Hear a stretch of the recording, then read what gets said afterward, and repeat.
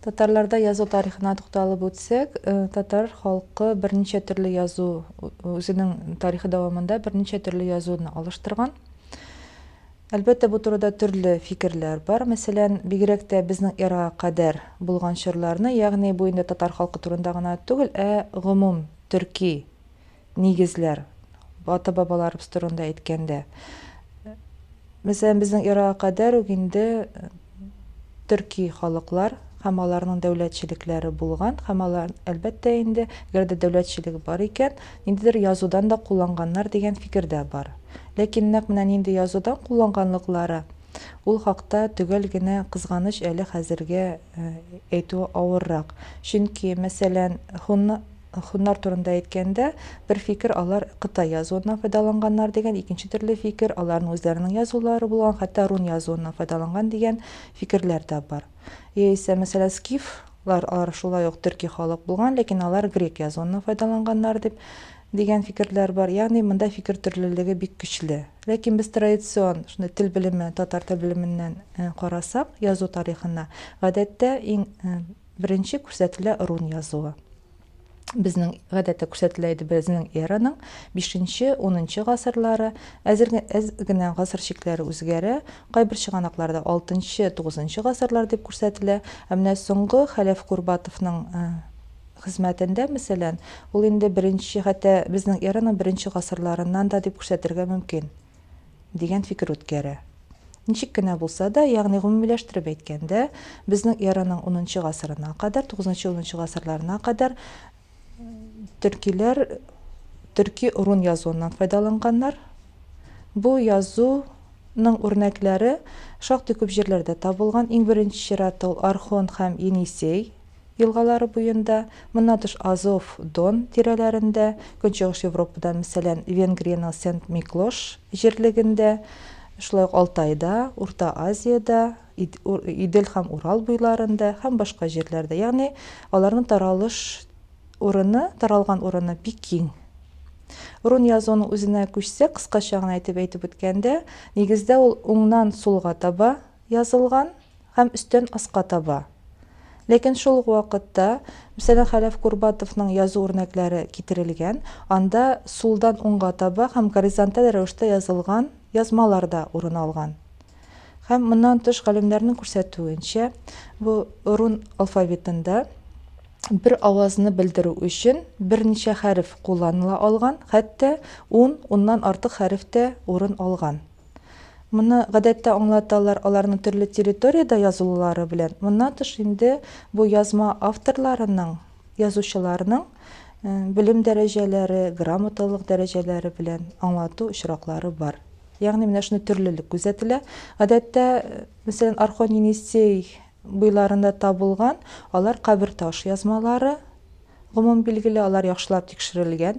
Моннан тыш бар айрым-айрым үрнәкләр, мәсәлән, төрле коралларга язылган язмалар, шул исәптән кылычларга, мәсәлән, яисә чүлмәк һәм башка савыт сабаларга, ниндидер таш кисәкләренә яки бизәнү әйберләренә, хәтта орчык башларына язылган язмалар да билгеле.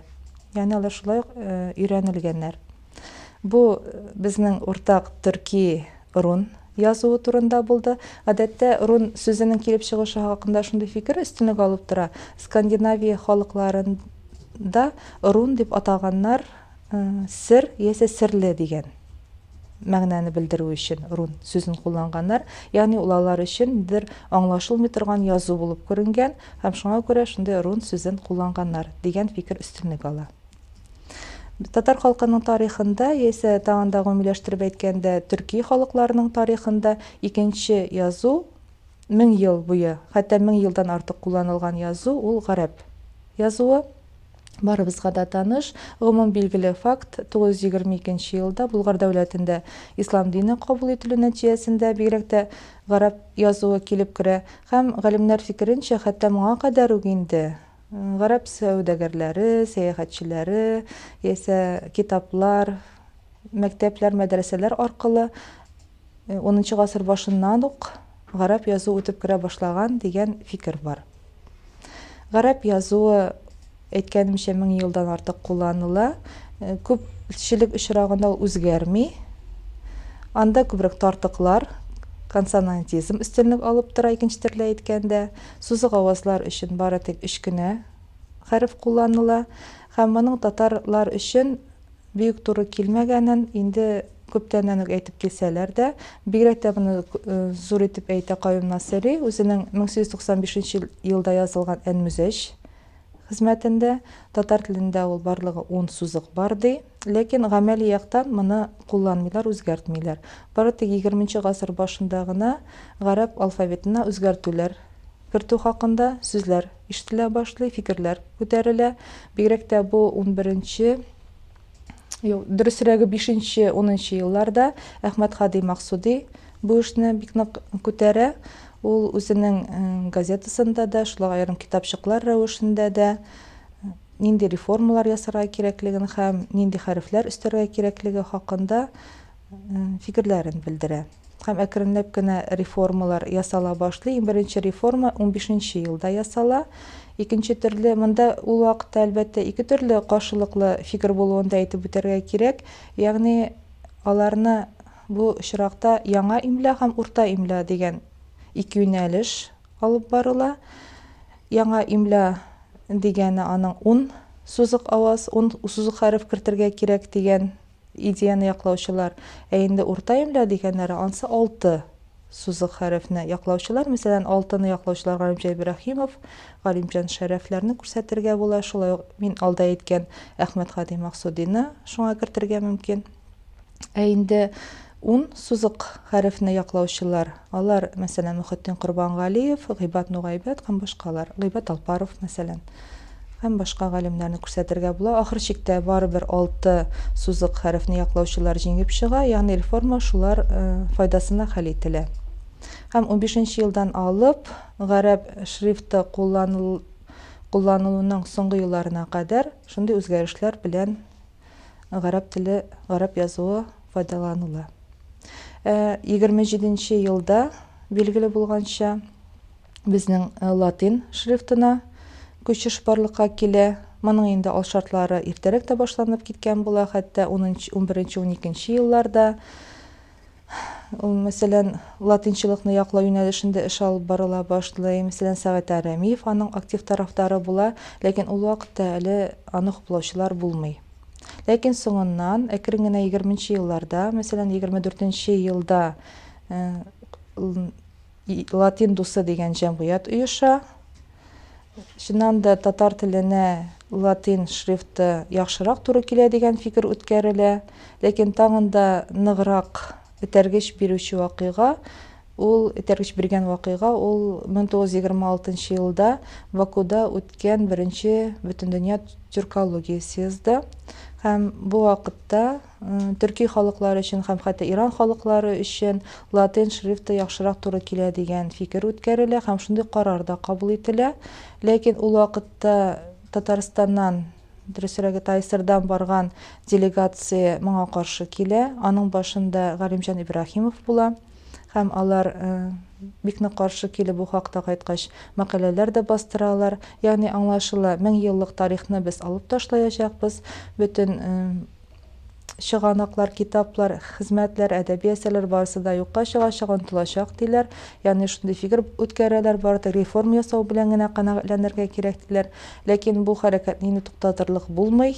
Нәтиҗәдә менә 26 елда инде Бакудан кайткач, 1 елдан соң хәтта безнең 27 елның 3 июлендә карар кабул ителә Халык комиссарлары советы тарафыннан һәм рәсми рәвештә латин графикасы татар теленең язуына әйләнә.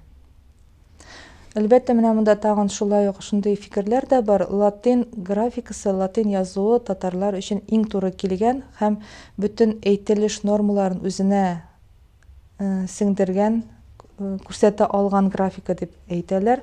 Бу чыннан да күпме дәрәҗәдә шулай. Бирәтә гарәп язу белән чагыштырганда, алда әйткән идек инде, гарәпләрдә бит гарәп телендә бары тик гарап графикасында дөресрәге бары тик тартыклар зур урын ала, сузыклар өчен аерым хәрефләр булмый дигән идек.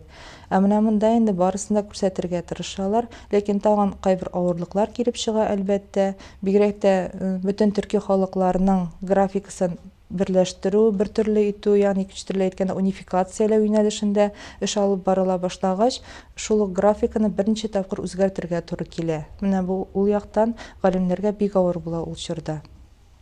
Ләкин ни генә булса да, латин графикасы әкренләп 30-нчы елдан кирип бетә, бөтен мәктәпләрдә, нәшриятларда һәм бөтен җәмгыять аны куллана башлый. Ләкин 10 елдан артык кына вакыт уза, 30-нчы елларның ахырында, 39-нчы елда тагын да төгелрәк әйткәндә, татар халкы безнең кириллицага күчәргә мәҗбүр була. Моны нәрсә белән аңлаталар? Әлбәттә, моның беренче төп сәбәбе бәлки сәясәттер дә, ләкин ул күрсәтелми әлбәттә. Беренче чиратта әйтелә, рус һәм татар телләрен өйрәнгәндә, әле бер графикага, әле икенчесенә күчүнең кирәге юк, берсен генә өйрәнсәк, шул җитә дигән фикер үткәрелә.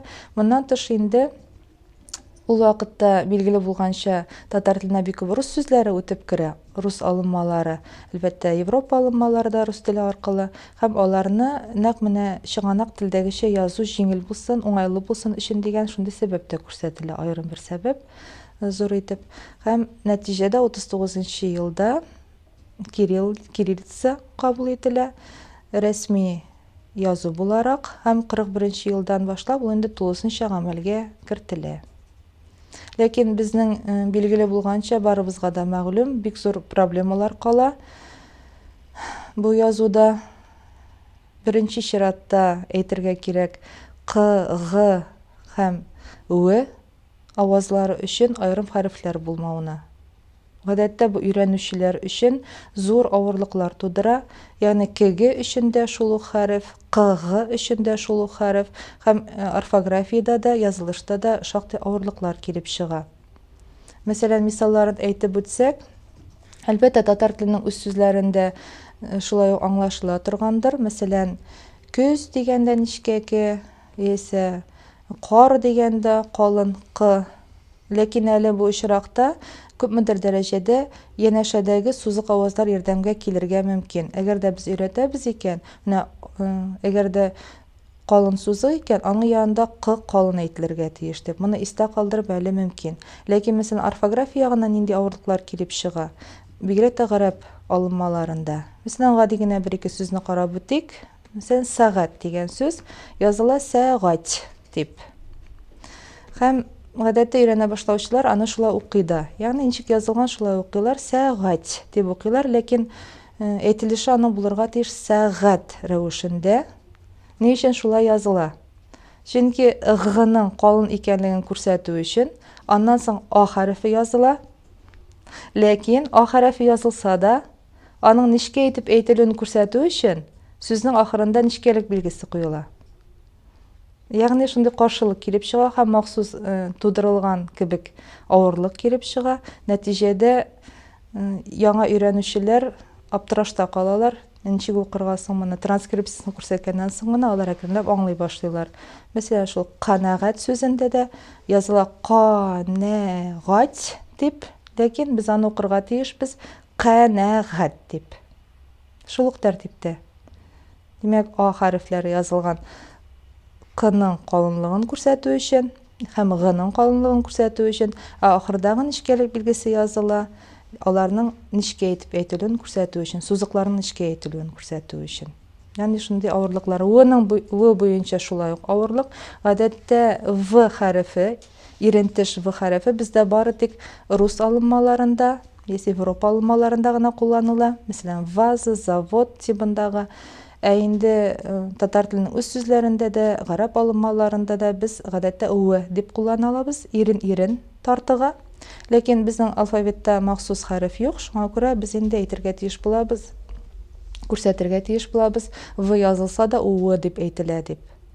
Һәм мәсәлән, моннан тыш В гына түгел, сүз ахырында, җик ахырында яисә У хәрефе, яисә У хәрефе белән дә языла. Мәсәлән, тау дигәндә, яисә дәү дигәндә Ө әйтелсә дә, без инде у яисә у язып куябыз, ләкин аларга нидер сузык ялганганда алар в-га әйләнәләр. Мәсәлән, тауы.